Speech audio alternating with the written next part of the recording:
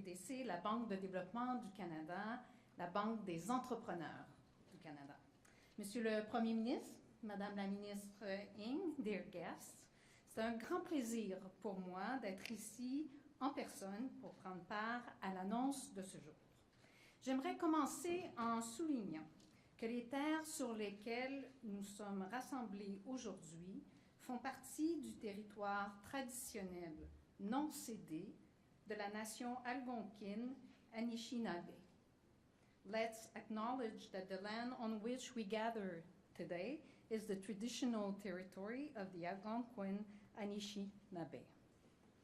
Nous le savons, les PME sont le moteur de l'économie canadienne.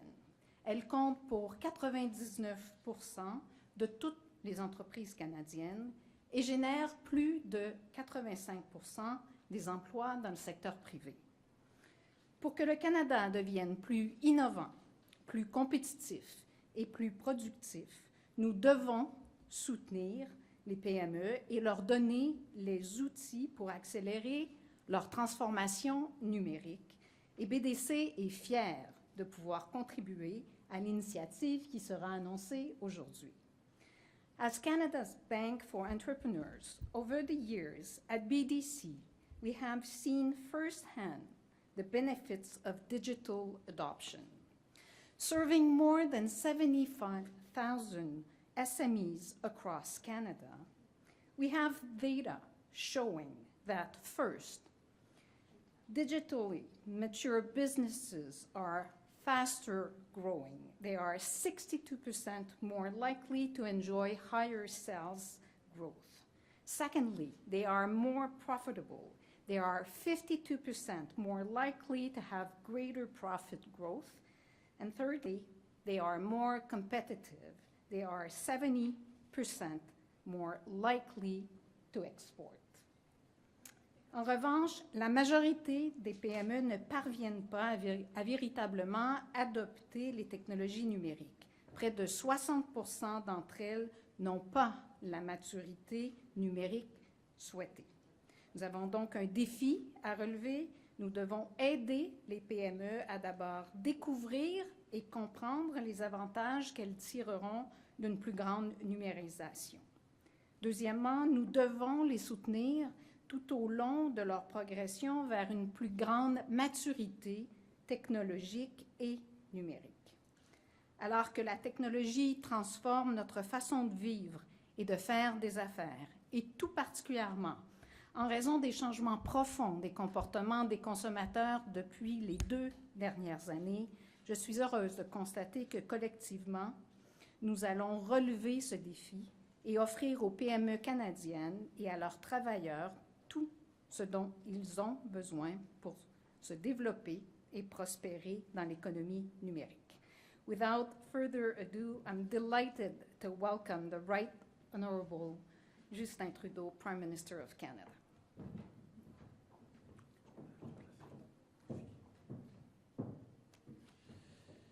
Hello everyone. Bonjour tout le monde. Merci Isabelle pour cette introduction et merci de continuer à mettre ton expérience au profit de nos entrepreneurs canadiens. Thank you to Michael Tremblay and his team for welcoming us here at Bayview Yards, where I know that technology is at the center of everything you do. It's great to be here with Minister Ng. Mary, thank you for all the work you do to help Canadian businesses thrive. Today's announcement will definitely make a huge difference for small and medium-sized businesses who want to grow and take advantage of new technologies. Mais avant de commencer, je veux faire une courte mise à jour sur l'Ukraine. Au cours des derniers jours, j'ai eu différentes conversations avec plusieurs dirigeants mondiaux, incluant Cyril Ramaphosa de l'Afrique du Sud, Macky Sall du Sénégal et Naftali Bennett d'Israël. On a discuté des efforts déployés pour mettre fin à cette invasion illégale de l'Ukraine. Yesterday, I also spoke again with President Zelensky of Ukraine. I applauded his leadership and the courage of Ukrainians. I told him that Canada would continue to be there for them. This morning, Minister Anand announced that we will be supplying more military equipment to Ukraine, including M72 rocket launchers and grenades. This is in addition to what we've already committed, and what we've already sent. We're also ready to welcome more Ukrainians to Canada. For Ukrainians who want to come to our country temporarily, we'll create a Canada-Ukraine authorization for emergency travel. This will eliminate many of the normal visa requirements, and it will be the fastest and safest way to come to Canada. For Ukrainians with family members who are Canadian citizens or permanent residents, we'll implement a special family reunification sponsorship pathway towards permanent residence. Today, Canada and other close partners are calling to suspend Russia from Interpol. We're supporting this because we believe that international law enforcement cooperation depends on a collective commitment to the Universal Declaration of Human Rights and mutual respect between Interpol members. En plus de nos actions pour soutenir l'Ukraine, on s'assure aussi que la Russie soit tenue responsable de ces actes. C'est pourquoi on impose de nouvelles sanctions sur les dirigeants de 2 compagnies russes du secteur de l'énergie, Rosneft et Gazprom.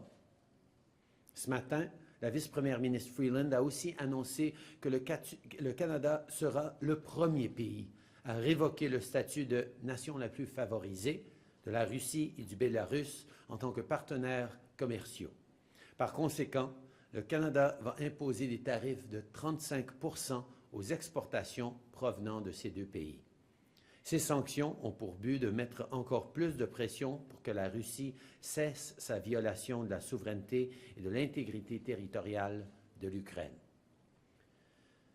While our government is there to support our partners and allies abroad, we're also continuing our work to support and grow our economy here at home.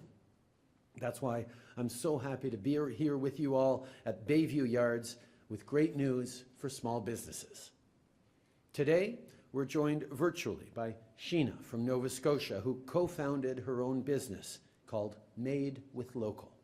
Made with Local is a snack foods company that partners with social enterprises to employ and train Canadians with barriers to the mainstream workforce. Like for many small businesses, the past 2 years hasn't been easy. But despite the challenges, Sheena adapted and made the pivot to digital. Now, with a greater online presence, her company is stronger than ever. Les PME comme celle de Sheena sont au cœur de nos communautés. Pendant la pandémie, notre gouvernement a été là pour les soutenir avec des programmes comme la subvention salariale, le compte d'urgence pour les entreprises et l'aide en cas de confinement. Alors qu'on continue de bâtir une relance économique forte, c'est important de s'assurer que les petites entreprises canadiennes aient les outils nécessaires pour réussir dans un monde de plus en plus numérique. Sheena's company benefited from the digital transformation. Today, we want to help other businesses use technology to grow and expand. That's why we're launching the Canada Digital Adoption Program. This is a $4 billion investment that will accelerate the digital transformation of SMEs through grants and loans that meet their needs.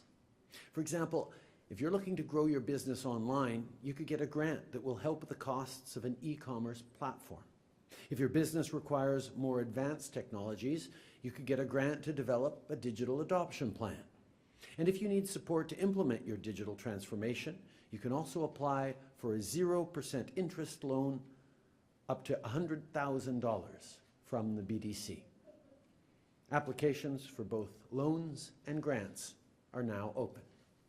Si vous êtes une PME, on lance aujourd'hui le programme canadien d'adoption du numérique pour vous. On veut vous aider à faire croître votre entreprise en ligne et à accélérer votre transformation numérique. Durant les 4 prochaines années, on va soutenir jusqu'à 160 000 PME avec des subventions, des prêts et un réseau de conseillers numériques. Le programme va aussi créer des milliers d'emplois, incluant des emplois pour les jeunes experts en numérique qui sont très habiles avec la technologie. Les petites entreprises sont là pour nos communautés et notre gouvernement va continuer d'être là pour elles. Today's announcement is all about empowering small businesses with digital tools so that they can reach their full potential. It's also about building a strong recovery that brings our entrepreneurs and growing companies along. Small businesses are at the heart of our communities, and when they do well, everybody wins. Merci beaucoup d'être avec nous aujourd'hui. I'm happy to pass it over to Minister Ng. Mary.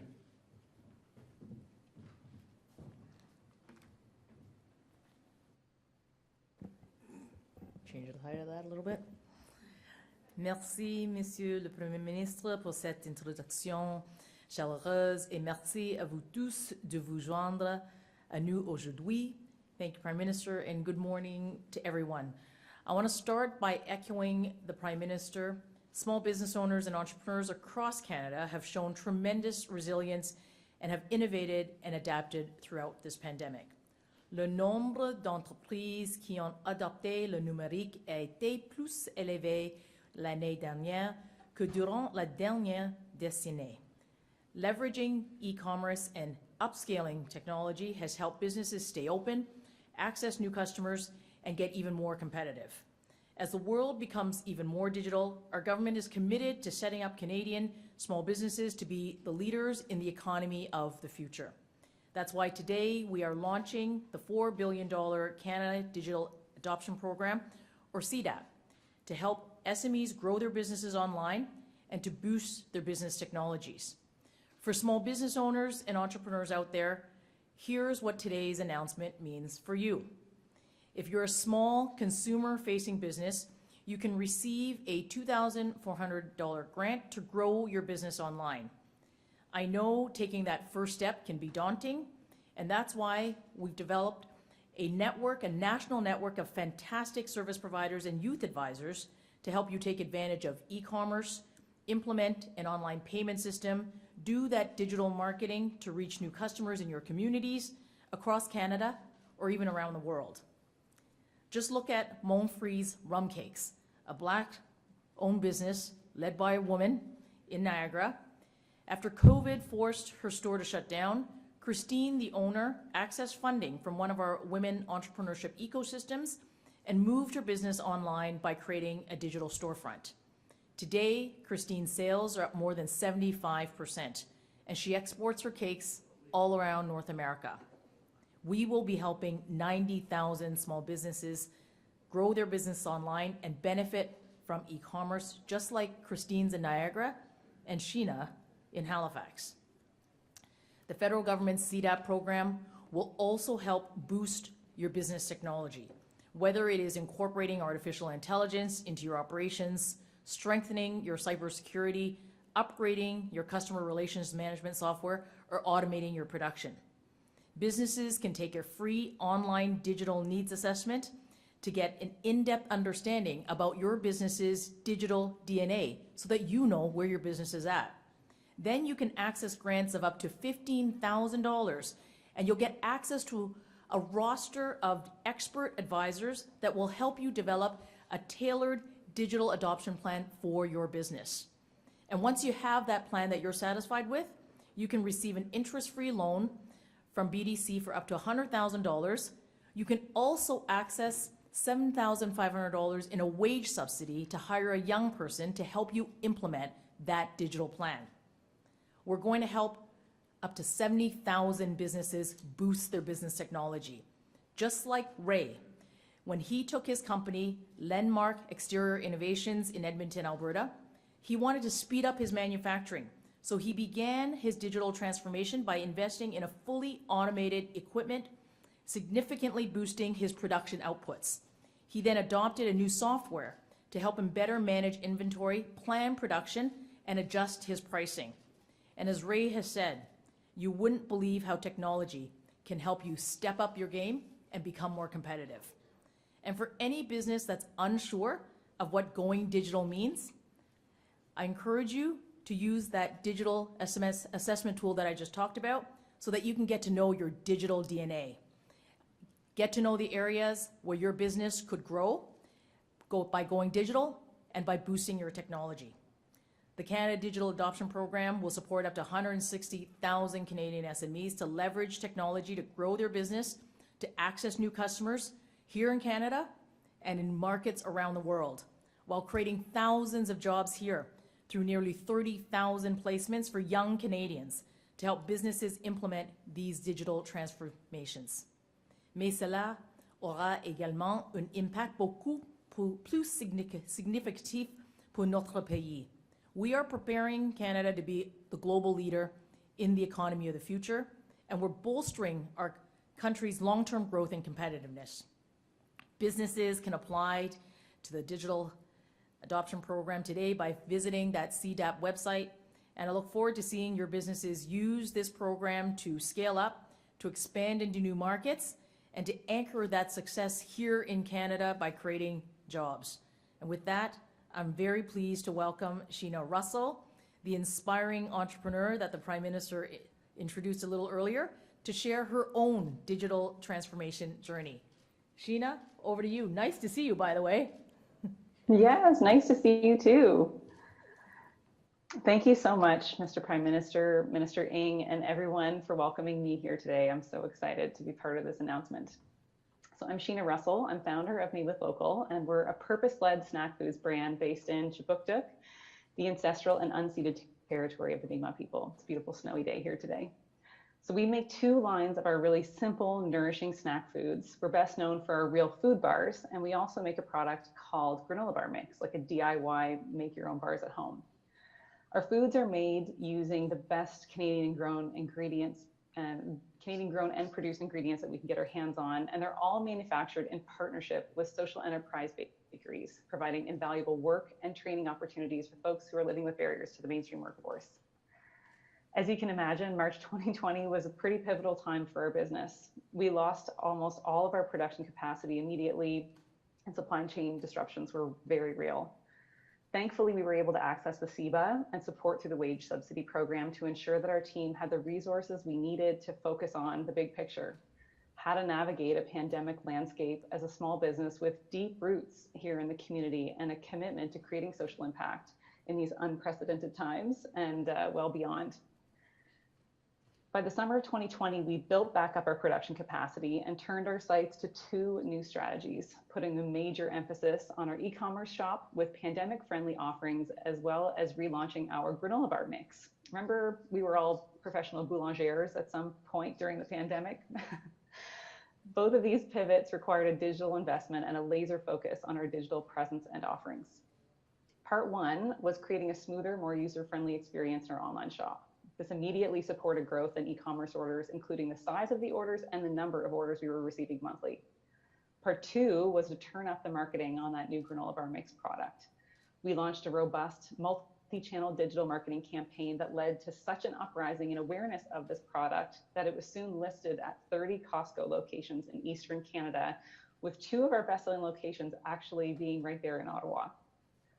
This growth in the face of adversity has been bolstered by the brand that we've built to thrive in the digital space, a brand that's committed to building trust, transparency, and fostering a connection to the community. With the launch of this amazing digital adoption program, there's never been a better time for Canadian businesses to invest in creating a strong brand and online marketplace. Building a digital community and growing your business is not a thing of the future, it's the present. Thank you. Very much for that, and that concludes this part of the announcement, and we are now going to open up the floor to media.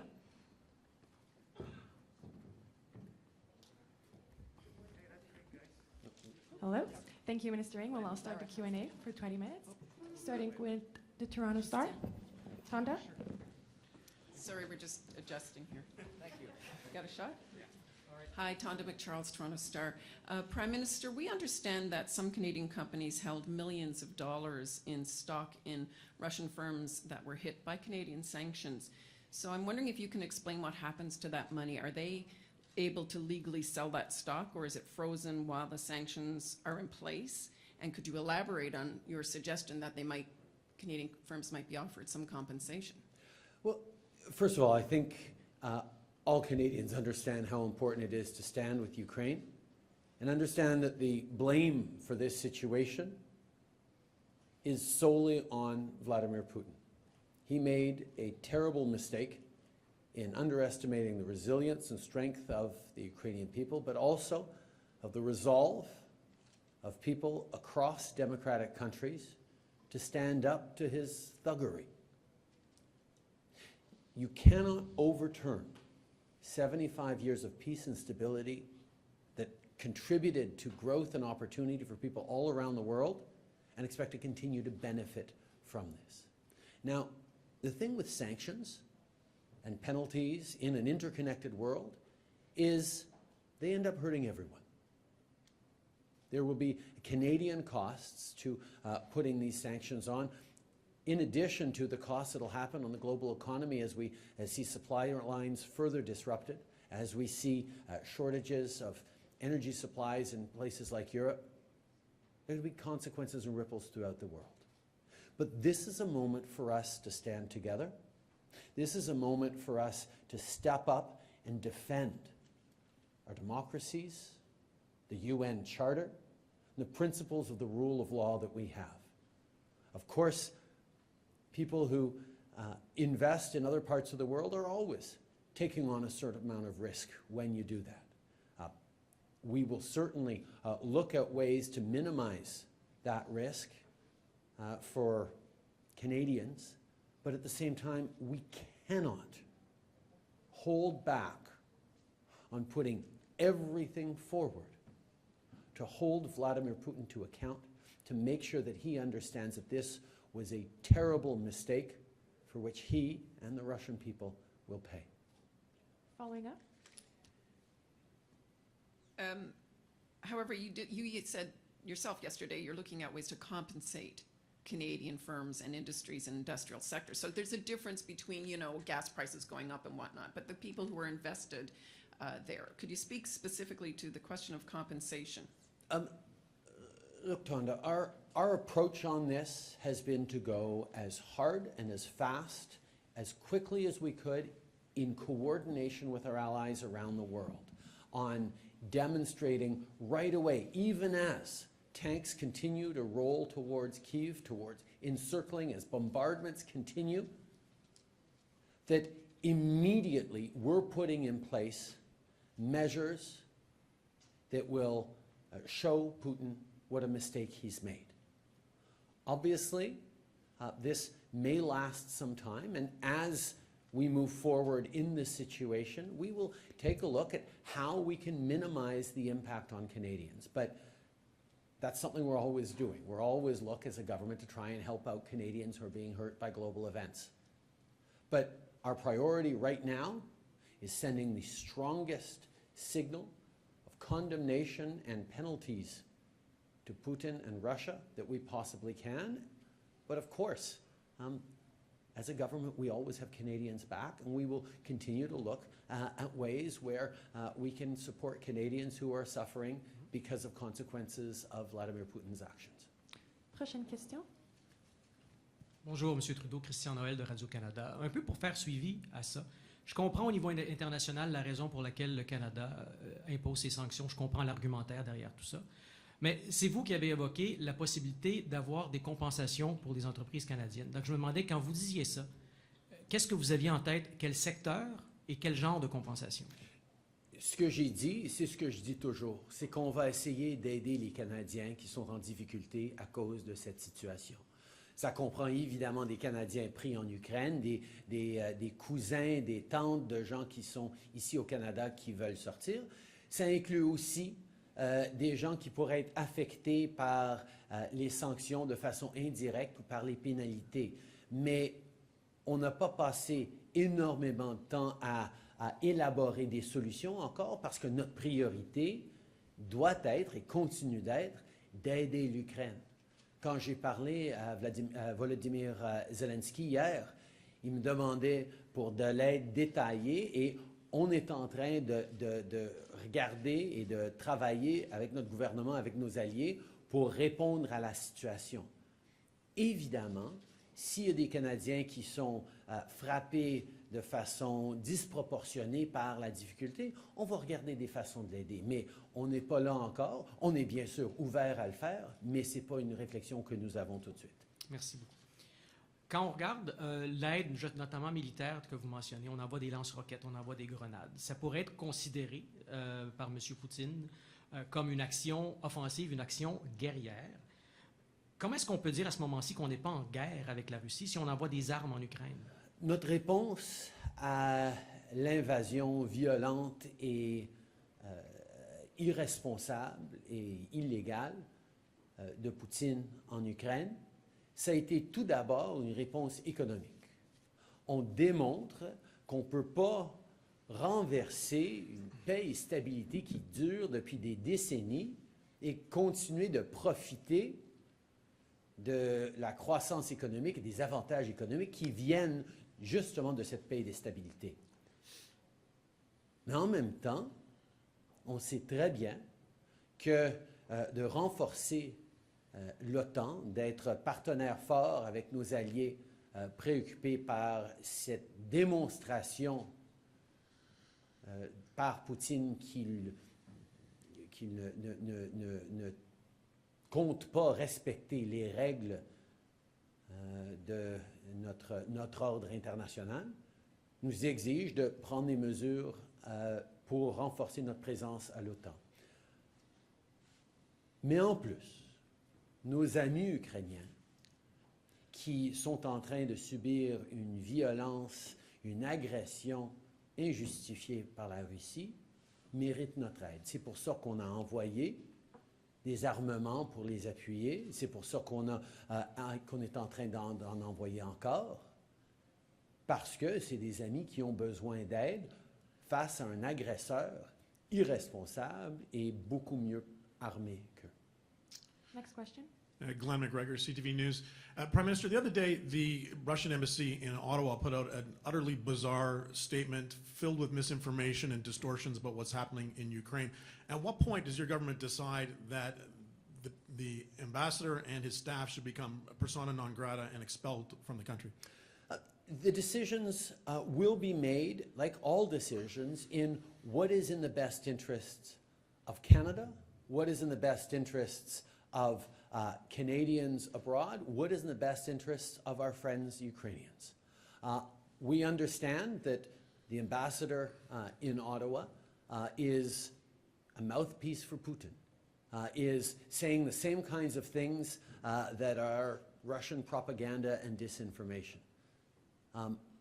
We need to balance that and the impact that he can have against the positive impact that Canadian diplomats in Moscow can have in understanding what's going on with the Russian people, in supporting people on the ground, in helping out Canadians who might find themselves stuck in Russia right now.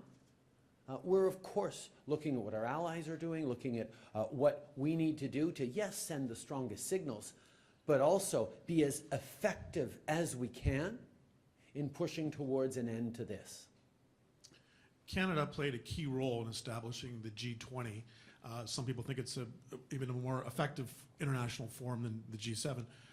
Do you support Russia's continued participation in the G20, or would you like to see them removed, especially given the fairly comparatively mild response from the G20 to this crisis? I think, first of all, Glenn, I disagree with your contention that the G7 is less useful than the G20. The G7 is, and the expulsion of Russia from the G8 to make it once again the G7 after the invasion of Crimea, demonstrates that there is value in the world's leading democracies being together to work things out. The G7 has been extremely strong in leading the way on these sanctions, on a global response to this illegal Russian action. At the same time, the G20 is also extremely useful because it includes not just like-minded partners, but all the biggest economies in the world, from China to Brazil, to Russia, to Indonesia, to countries that have different perspectives, some aligned, some not. And it's an important forum to come together to talk about issues of the global economy. I have spoken with a number of G20 leaders, including Cyril Ramaphosa of Africa, where we've talked directly about what we need to reflect on as a G20 in terms of holding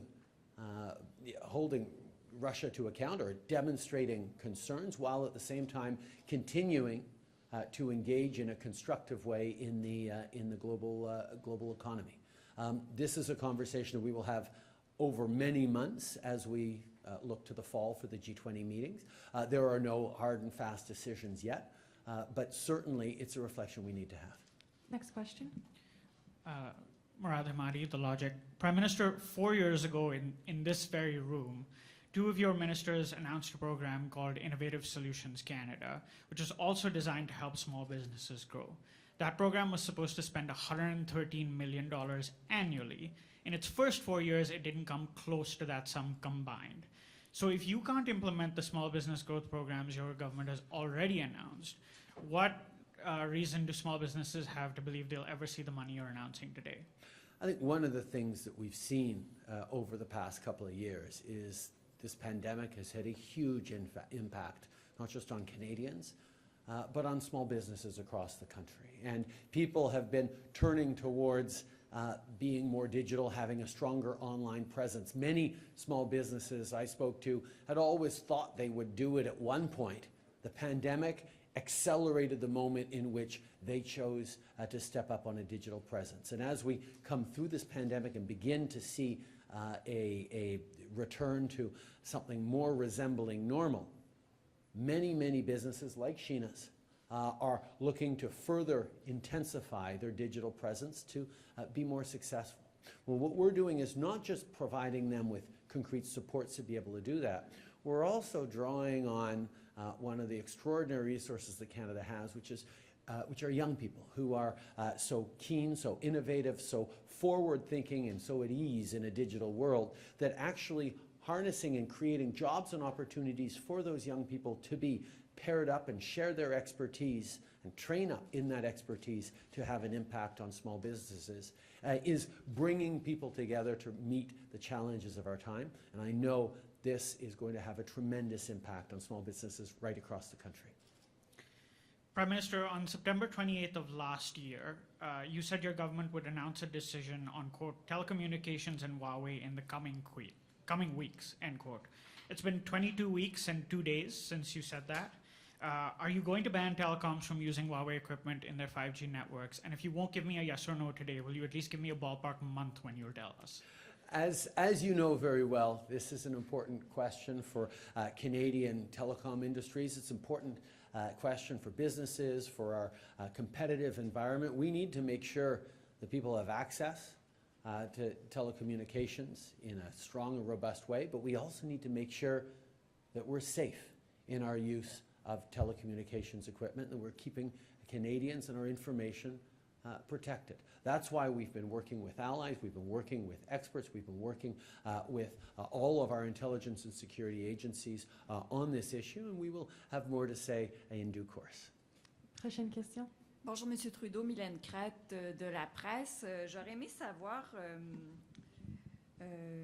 hier vous avez parlé, il y a 2 jours vous avez parlé au président sud-africain, hier vous avez parlé au président sénégalais. Je me demandais, quelle est votre stratégie, quel est le rôle que les pays du continent africain peuvent jouer concernant la guerre en Ukraine? Bien, je pense que c'est important que les pays à travers le monde comprennent que ce n'est pas juste une question d'un pays en Europe en train d'envahir une autre. Évidemment, on voit constamment des conflits à travers le monde, que ce soit en Afrique ou en Asie ou ailleurs, où on voit de la guerre, de la violence. Mais la décision d'un pays puissant, particulièrement militairement comme la Russie, de faire fi complètement des règles qui nous protègent tous, les Nations Unies, des principes de l'intégrité territoriale et de dire que la force donne raison, c'est inquiétant pas seulement pour l'Europe de l'Est, mais pour tous les pays à travers le monde. Et on est dans un moment où la défense de la démocratie et des principes de ces démocraties, c'est un combat qui ne peut pas juste être mené par les Ukrainiens, mais qui a une pertinence en Afrique, en Asie, en Amérique du Sud, ailleurs dans le monde. Certainement, tous les différents pays vont avoir leurs préoccupations, leurs questions, leur historique personnel en termes de relations avec la Russie et d'autres, mais de souligner à quel point nous devons d'être forts et unis pour condamner des actions qui mettent à risque tout notre système international et d'entendre et de comprendre les perspectives des Sénégalais, des Sud-Africains, des Israéliens, des gens en Asie, des gens un peu partout dans le monde, pour qu'on puisse réellement coordonner et être unis dans notre défense des valeurs et des principes sous-jacents aux démocraties. Je pense que c'est important. En deuxième question, j'aimerais savoir, on voit des reportages là, qui montrent des Russes qui tentent eux aussi de fuir le pays. Il y en aura peut-être davantage au fur et à mesure que l'impact des sanctions économiques se fait sentir là-bas. Est-ce que le Canada est prêt à en accueillir aussi? Je suis certain que des gens sont en train de réfléchir à ça. Moi, je suis plus préoccupé par les Ukrainiens qui sont victimes de cette agression russe pour l'instant.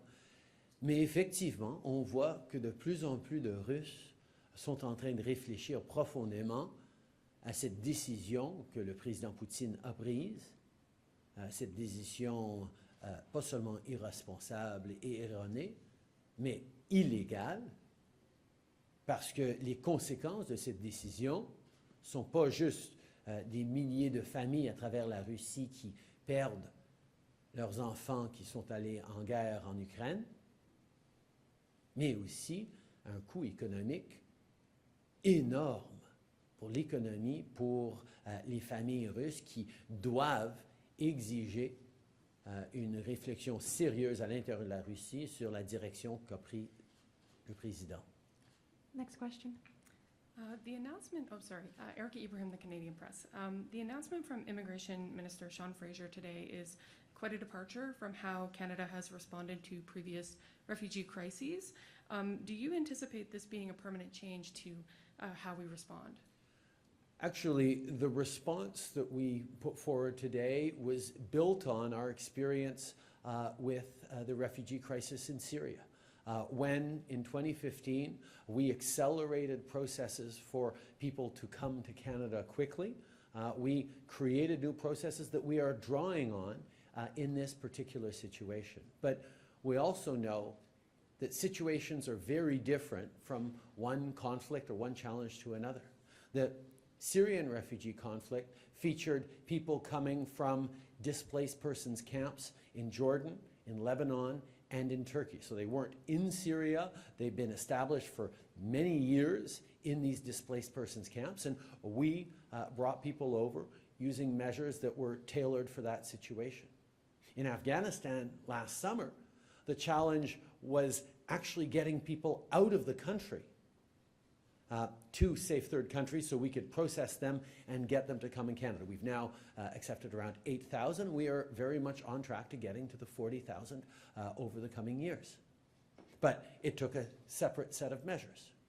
In this situation, the challenge that we're focused on is getting people not from Ukraine directly to Canada, because they are fleeing to countries like Poland, Romania, Moldova, other countries like that, where we are then able to work with them in the relative stability of a peaceful neighboring country to process as quickly as possible and bring them to Canada. And that's where this measure that will take 2 weeks to be able to get them emergency travel authorization, that will not just allow them to come quickly to Canada, but to study, to work, to rebuild their lives to a certain extent, either while they wait to return home to Ukraine or to start a new life in Canada. Every situation is different, but every new situation, we are guided by the same values, the same principles, but adjust to what the needs are on the ground. Thank you. And my follow is about Canadians going to fight in Ukraine. Minister Anand this morning suggested the legality of fighting for Ukraine was still, quote, indeterminate. Does the Canadian government support such individuals, and is it sending the wrong message by not warning them about potential legal questions? We have been very clear for many, many weeks now. Canadians, we encouraged all Canadians to leave Ukraine. We were very worried about the Russian positioning, and when war broke out, our efforts are very much on getting Canadians out to safety. Canadians can make choices about what they choose to do, about what they choose to do to support Ukraine. All Canadians want to support Ukraine. There's many different ways of doing it. I'm not a lawyer, so I won't weigh in on the legality of that. I will simply say that the best way we can help Ukraine is by making sure we are unequivocal in our condemnation of Vladimir Putin, that we are sharing with our larger networks and with the world the truth of what is happening in Ukraine against Russian disinformation and misinformation, and that we, as we always do, open our hearts, our wallets, and our homes to welcome people fleeing for safety. We'll take one last question. David Aiken, one last question, a follow-up, I hope. David Aiken from Global News. The other day, Minister Freeland mentioned or suggested that Canadians should prepare for, quote, collateral damage. Some of the sanctions we're imposing may hurt Canadian businesses. I wonder if you can maybe talk about that, if the Incident Response Group has been talking about defense. What might we expect the Russians to do to Canadian firms and Canadian companies? We know that Russia has sophisticated cyber attack capacities, not just misinformation, disinformation, but attacks on infrastructure, on systems, on individuals and companies that can be very disruptive. Fortunately, over the past years, the investments we've made in CSE, in Canada's communication security establishment, that has been extraordinary and world-class in its cyber capabilities, is part of how we defend against Russian cyber attacks or foreign cyber attacks in general. There's lots to do. We need to remain vigilant, but I encourage any businesses or institutions that are worried about that, don't feel that they're perhaps up to where they want to be in terms of defending against such attacks, to reach out to the CSE, because we have experts there to help protect all Canadians against this. Following up. And just a quick domestic politics question. Of course, in 2020, your government did not table a budget in the entire year. Will you commit at this point to tabling a budget this spring? And maybe even more precise, will you table it in this fiscal year, which means by the end of this month? We absolutely will be tabling a budget this year in terms of timing and in terms of what's in it. We will announce all that when the time comes. Merci beaucoup. C'est ce qui met fin à la conférence de presse aujourd'hui. Merci tout le monde.